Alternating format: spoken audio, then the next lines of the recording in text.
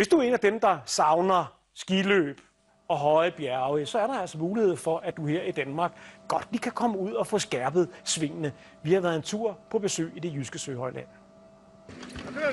Vi er ikke i Alperne eller det norske højfjeld.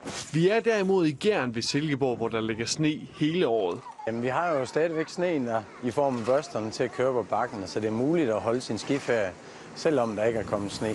Og den mulighed var der flere, der benyttede sig af. Det er en god lejlighed til lige at få et par ski på her i den grønne vinter, vi har her i Danmark. Og når man ikke lige har tid og råd til at komme til Alperne, og når man så lige har mulighed for at kan tage en dag fri og nyde vinterferien sammen med sin søn. Altså det giver det der adrenalin, fart på, og selvfølgelig en frisk luft, og et godt grin, når far han tror, han er sej og ender i busken derovre alligevel. Hos Søhøjlandet havde man egentlig gjort, hvad man kunne for at sikre det hvide pudder, men vejret driller.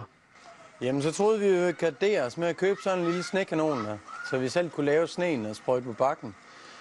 Men desværre, så er det jo blevet plusgrader, så vi kan kun sprøjte med vand.